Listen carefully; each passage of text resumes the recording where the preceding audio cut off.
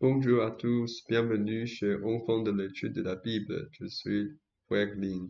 Aujourd'hui, nous poursuivons notre explication du chapitre 8 en abordant le chapitre 9 de l'Apocalypse. Nous pouvons constater que les fléaux de la septième trompette vont persister et même s'aggraver, c'est-à-dire qu'ils ne vont pas ralentir. Certains des fléaux parmi les 7 derniers plaies vont intensifier les conséquences de la trompette, les amplifiant davantage. Ainsi, nous pouvons voir que ces fléaux ne se produisent pas simplement, se terminent, puis reviennent avec le deuxième fléau. Cela ne semble pas être le cas. Au lieu de cela, les résultats des fléaux restent en place et leur impact continue de s'aggraver. Ensuite, nous passons au premier verset du chapitre 9, où le cinquième ange sonne de la trompette. Je vois une étoile tomber sur le ciel, sur la terre, et la clé du puits sans fond lui est donnée. Il ouvre le puits sans fond, et de la fumée monte du puits comme la fumée d'une grande fournaise. Le soleil et le ciel sont obscurcis par cette fumée. Oui, initialement, un tiers avait été frappé, mais maintenant tout le ciel était obscurci, simplement parce qu'une étoile est tombée sur la terre, ouvrant ainsi un puits sans fond, peut-être en créant un trou très grand et profond. Il y a aussi de la fumée qui s'élève de ce puits. Le troisième verset mentionne que des sauterelles sortent de la fumée et volent vers la terre. On leur donne le pouvoir semblable à celui des scorpions de la terre. Ils reçoivent l'ordre de ne pas nuire à l'herbe de la terre, ni à aucune verdure, ni à aucun arbre, mais seulement aux personnes qui n'ont pas le sceau de Dieu sur leur front. Cependant, il leur est interdit de tuer ces personnes, mais seulement de les tourmenter pendant 5 mois. La douleur qu'elles infligent est comparable à la piqûre d'un scorpion. Pendant ces jours-là, les gens chercheront la mort, mais ne la trouveront pas. Ils désireront mourir, mais la mort fuira loin d'eux. On peut voir ici l'émergence de créatures ressemblant à des sauterelles, provoquant des tourments pendant 5 mois et empêchant ceux qui le souhaitent de mourir. Ce passage, associé aux 4e et 5e trompettes, semble correspondre à la 5e coupe, où le royaume de la bête est plongé dans les ténèbres. En plus de cela, les gens se mordent la langue de douleur, une douleur qui pourrait être causée par les sauterelles évoquées ici. Cela crée une correspondance entre ces passages. Le 7e verset décrit les sauterelles ayant une apparence semblable à des chevaux prêts pour la guerre, portant des couronnes d'or sur leur tête, des visages humains, des chevaux de femmes et des dents de lion.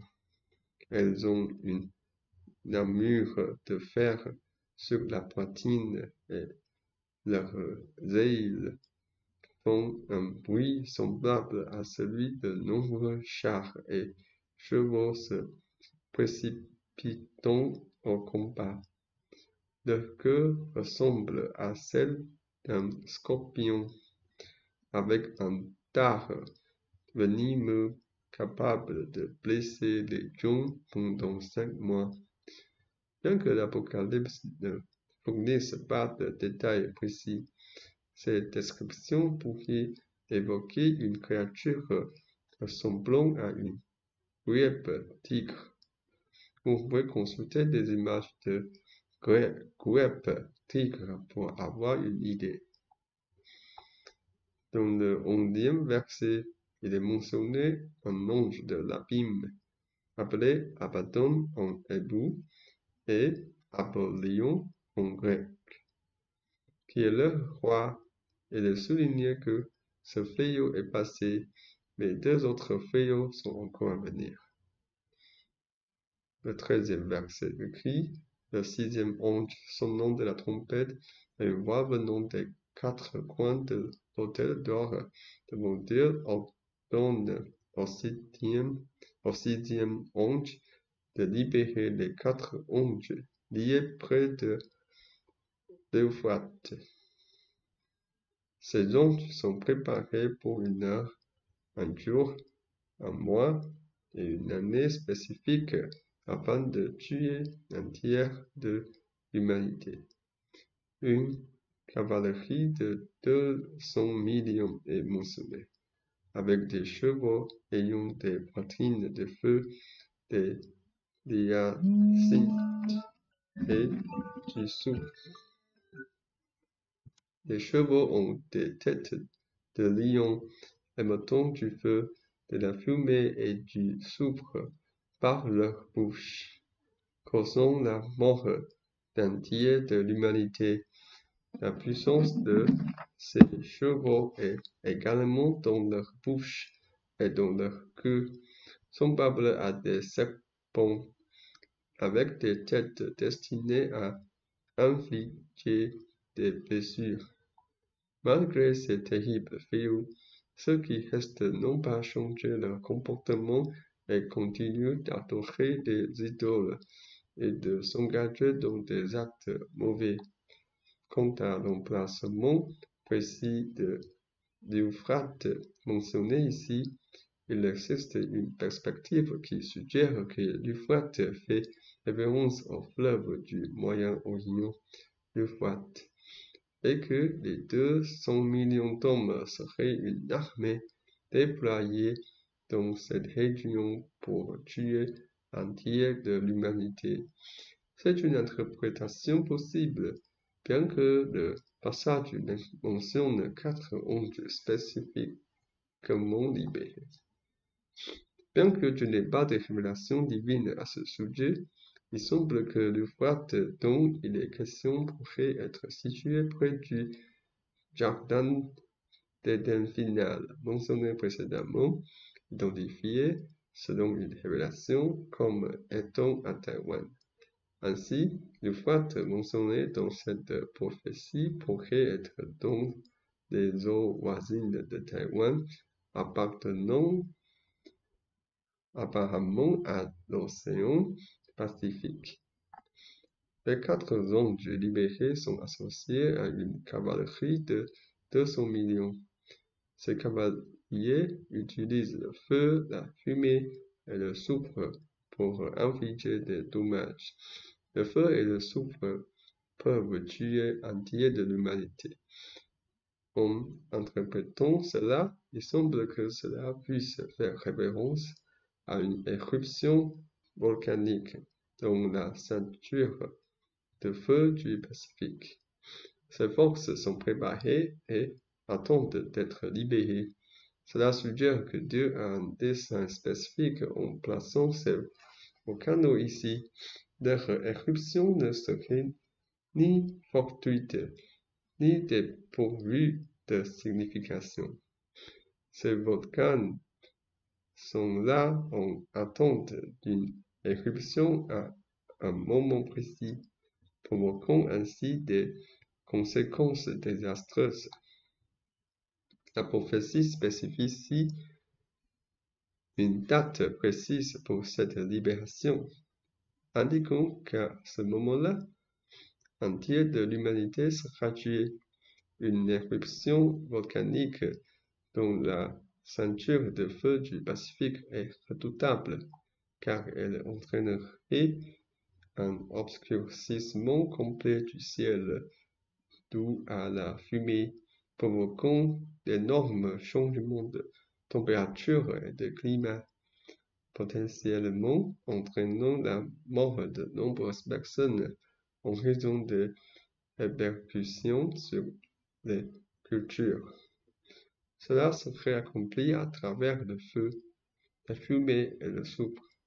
Cependant, même face à de telles catastrophes, ceux qui n'ont pas été touchés par ces fléaux ne changent pas leur comportement et continuent à adorer des idoles et à s'engager dans des actes mauvais.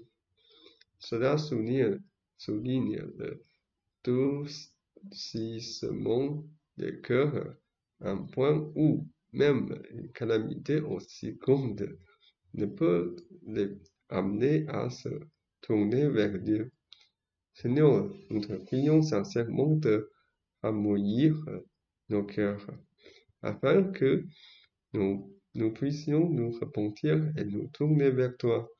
Ne laisse pas nos cœurs devenir durs. Ne permets pas que nous restions indifférents face aux catastrophes.